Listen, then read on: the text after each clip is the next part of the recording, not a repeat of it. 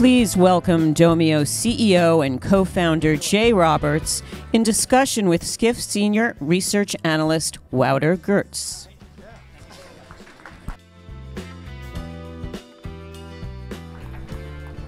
Hi, thank you, Joe. Really appreciate it. Hi, everyone. Thanks, Sarah. I hope my mic is working this time. I'm not sure. Is it? Can you hear me? Yes? All right, amazing. We have another branded home manager here today. They've just In the form of Jay Roberts from Domio. I think it might be, you've come on the market quite quickly, growing very rapidly. But it's next week, right? It might be interesting if you can give us a little sense of the origins of the company and where you personally come from. Absolutely. So, one, thanks for having me. Jay Roberts, co-founder and CEO of Domio. And so we started the company 3 years ago here in New York City. And before starting Domio, I was in the real estate investment banking group at Bank of America Merrill Lynch. There I was doing M&A, IPOs, and capital markets transactions.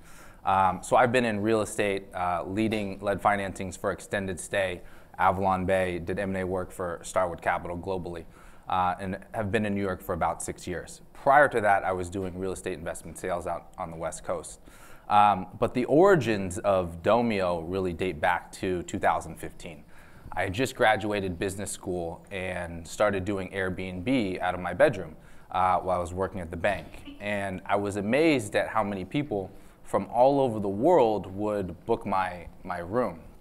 So I would stay at my girlfriend's place, and I would get bookings, and I'd go to sleep and wake up, and I was making money. I said, wow, this is really an amazing new technology, new platform, and new marketplace. And I saw the shift on how travelers were willing to stay in new types of accommodations. And so I did a lot of research and said, why are they booking my place? It was just a small bedroom and not even a full unit. And so where I lived was Times Square. Times Square is the second most visited place in the world. Central Park is third, and New York City has the highest hotel rates in the United States. So those are great fundamentals for creating a business. And so in November 2015, I leased another 2-bedroom here in Midtown on 48th Street, not too far from this conference. And the rent was $3,400, and I made $10,500 in revenue in the first month. So it was very successful, very profitable. What was more interesting is that the guests and the travelers kept saying that they were looking for consistency, they were looking for quality, and that's not something that you always get when you're staying in Airbnb or VRBO and HomeAway.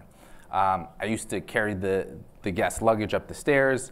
I used to change the sheets. I'd run out in the middle of the day and come back to the office, and my boss would be like, Jay, where are you going? Why are you sweating? And so it was a nice side business while I was working at the investment bank. Fast forward to March 2016, I leased another 2-bedroom. The rent was $2,500, made $8,000 a month, and again, it was very successful, very profitable. But the more important lesson here was that the guests really appreciated the quality and consistency that I was delivering. By this point, I became a super host. And so more and more travelers kept saying this to me. And with a background in hospitality, with a background in real estate, that's when the light bulb went off. And I said, brands are going to be the future of home sharing and of Airbnb. So my co-founder and I, we launched Domio in August 2016. We started with those 2 apartments. And really, it's been amazing to grow and watch the industry evolve from renting out my spare room to signing now full buildings across the country. We'll have signed 2,000 units this quarter and are on track to sign 1,000 units a month in 2020.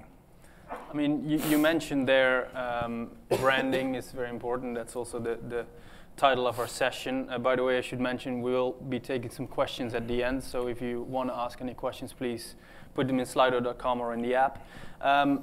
Branding is becoming very important. I think we've seen a lot of branded home managers here today. I started off today by saying that this is one of the areas that we're seeing a lot of growth in. Let's say, and I'm not saying you're up for sale, but let's say there's a hotel company. Not at all. let's say there's a hotel company that's looking to buy a branded home manager. Marriott has started going into this space. Accor has been for a few years. What makes Domio different from Sonder, Lyric, Stay Alfred? We've all heard from them already today. So what is your USP, I would say? Yeah, absolutely. So one, I have a lot of respect for all the other companies in the space and CEOs, co-founders. You know, we're all evangelizing and creating a new category in alternative accommodations. This really didn't exist several years ago. And as I mentioned, when Adrian and I started the company, the thesis was that brands would be the future. And so in the hospitality and the hotel industry today, just to give you guys some context, 72% of hotels in the United States are brands and franchises.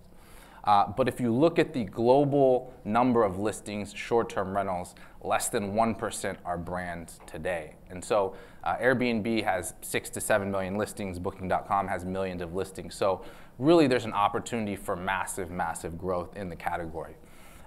What Domio is focused on today and how we differentiate, number one is that we focus on larger spaces. And so our mission at Domio is to connect the world through travel.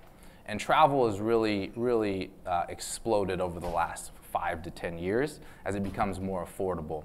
And Airbnb did an amazing job educating the market that staying in a larger space with your family, with your friends, with your business colleagues can be a better experience, but it's not always consistent. And so I hear from different guests and travelers that it can be a wild card experience.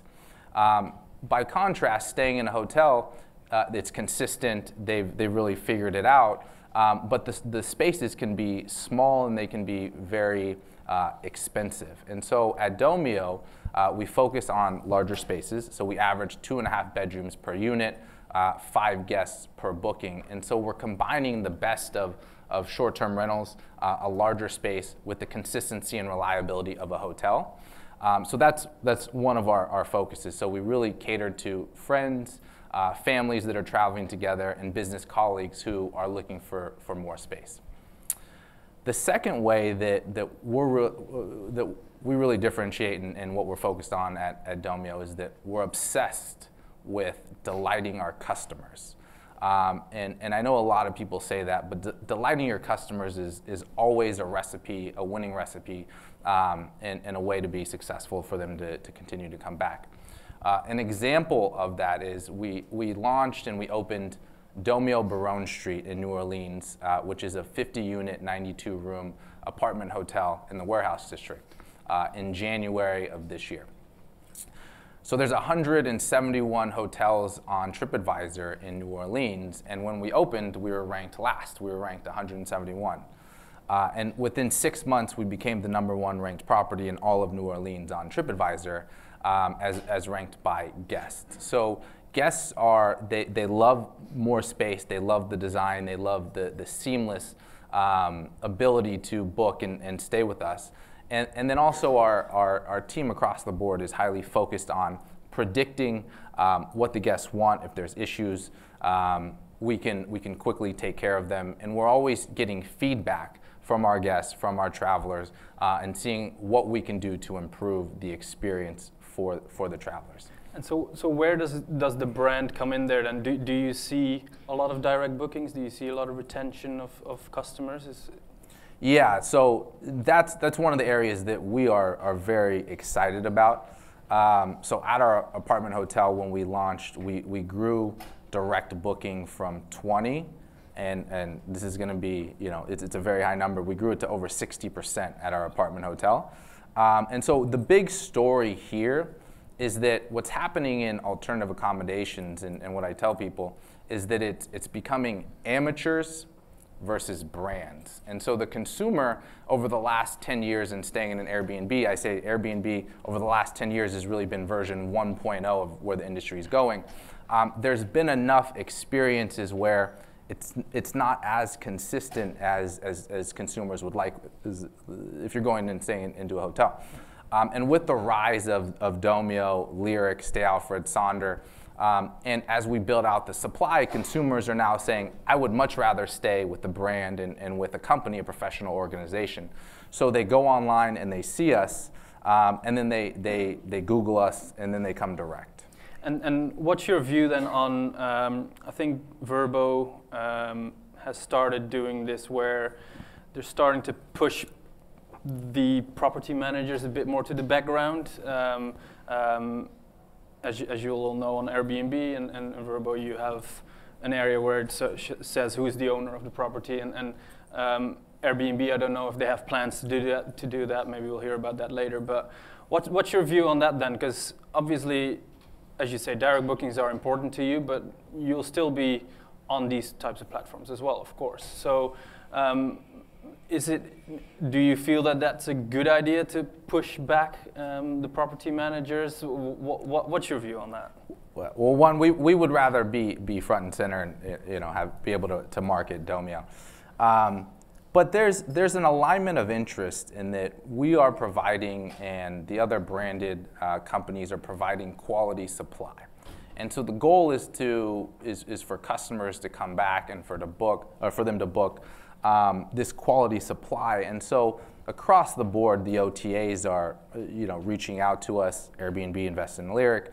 We've had conversations with the biggest travel partners out there and booking platforms, and the consistent message is they want that quality supply. So I'm not too concerned that they're putting the property managers to the back. If you have a great product, the customers will come.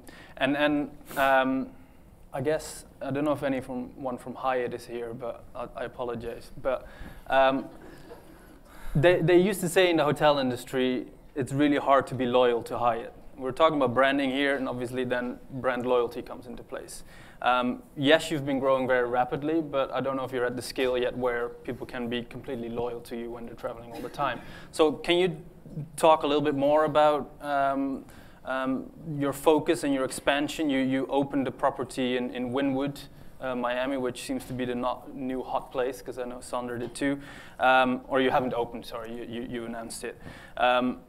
Where you have retail, you have restaurants, far beyond just short-term rentals. So what is your focus, and also what is your vision on expansion for the coming years? Yeah, absolutely. So I'll talk about loyalty and the product and what we're building and what our vision is. But we've been focused on creating a differentiated product at Domio from day one. And so that's why we've focused on apartment hotels.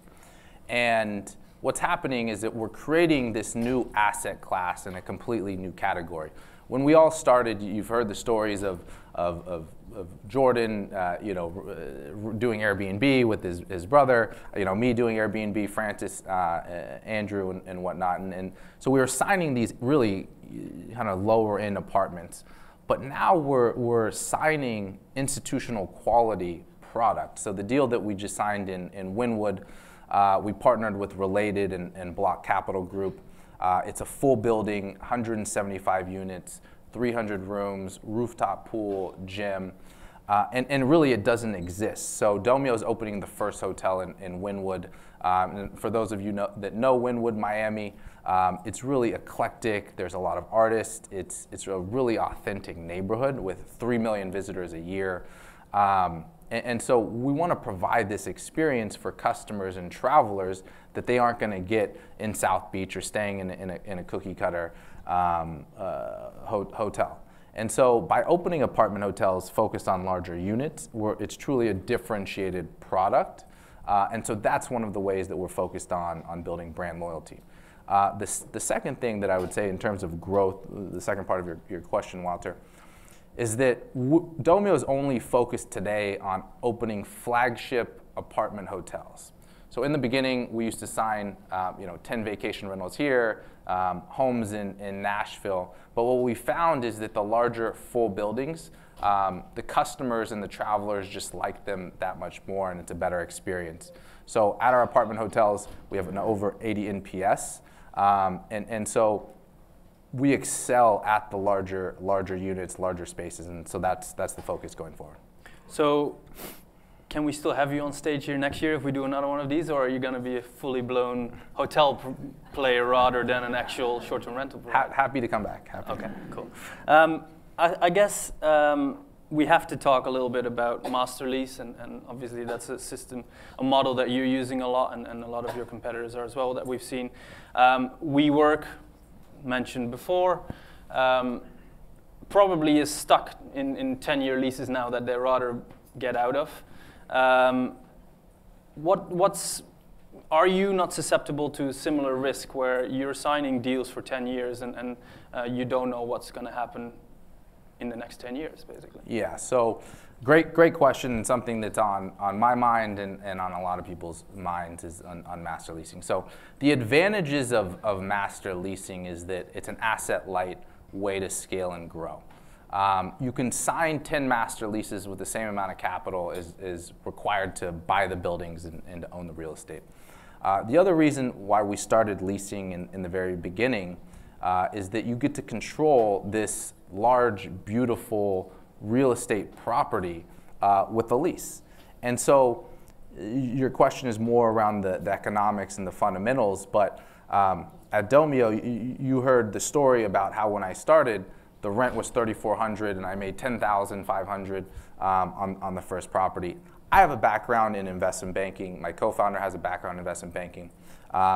We're in New York. We've hired really, really amazing real estate investors and finance people on our team.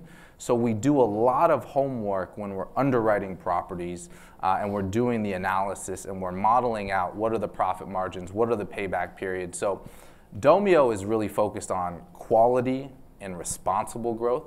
We're not a growth at all cost model, and I think WeWork got out over their skis.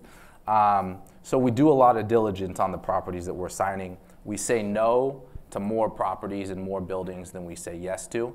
But when we do find a profitable building in a market that we like, in one of the best neighborhoods in a particular city, we're confident that it's going to make money, that it's going to be profitable, and so we go all in. But obviously Airbnb kind of started off or hit the big time after the recession. We haven't seen a recession since the big boom in short-term rentals. So are you prepared for when that will eventually probably come at some point? Yes. So I mean, one, nobody knows when that's going to happen. But two, how we prepare and how we think about it. So there's two ways to look at a recession for any business, and specifically for our business. The first is from the consumer perspective and from the consumer side. So Airbnb was founded out of the recession in 2008, 2009. And we see an opportunity that if there is a slowdown, that actually consumers will look to a Domio or look to a branded option to stay. Business travelers may not all be staying at the Ritz-Carlton or the Four Seasons, and so the companies may say, hey, go look at a Domio where you get your own private room, you get a kitchen, you can all stay together. The second thing is that we've been very diligent in maintaining and making sure that we have profit margins and contribution margins in the properties that we do have. So if there is a slowdown that we can weather that. And then what I would say on the real estate and supply side, if there is a slowdown, it's an opportunity for us to be more aggressive and actually sign more properties at lower rental rates. And so it's something that's on our mind. It's something that we're thinking about, we're preparing for. And so yeah, that's how we think about it. Cool. All right, let's go to... Sorry, one last thing. I just want to mention this. So in the hospitality, we did a lot of analysis because we get this question a lot. So we looked at the RevPARs and ADRs for Hilton, Marriott, Wyndham dating back pre-recession. And what happens is there's a trade-down effect of travelers trading down from luxury to full service to select service to limited service. And so where we sit, there's an opportunity for us to catch more of that, those travelers who might have been staying in full service properties but staying in our properties. Interesting. Yeah, let's go to the hardest part for you at least, which is the audience. Let's have a few questions. So top one, what's the most expensive mistake you've made? Most expensive. So this doesn't have to do with the business, but in terms of raising money, We raised a price round in the seed round. I should have raised on a convertible note. That's just like a semantics thing. That's probably the most expensive mistake that we made. We did go into a market and we signed some units where we sent our operations person there to look at them. We should have sent our real estate person, and so we have about 30 units that aren't as profitable as we'd like. But operationally working very well. Operationally, you know, they're fine, but in terms of the neighborhood, it's not the best neighborhood. Yeah. Cool. Are you utilizing a software provider? That's a good question, actually. We've talked a lot about technology. Are you building your own tech, or are you getting third-party properties vendors to provide you with your tech? How does that work? Yeah, so there are a lot of technology, a lot of softwares out there. We've hired amazing engineers and product folks from Airbnb, from Uber, from Amazon. So we are building our own technology on the management side, on our guest portal, on our Domio app, on our pricing algorithm and software. So real estate underwriting, and so we are building all of that in-house. And I think this question was asked earlier to follow up on that. Would you ever white label your software to other providers and say like, our technology is proven and it's good and Absolutely, absolutely. So you know, if others can benefit from it, that is definitely something that we've thought about and are open to. Cool. Last question. Let's take the top one again. It looks like as of August, you've raised around $66 million. Have you made any profit yet? So in terms of net income positive, we're not net income positive, but all of our markets are profitable. So, cool. Let's leave it there. Thank you very much, Jay. Yeah. Thank you. Thanks. Yeah.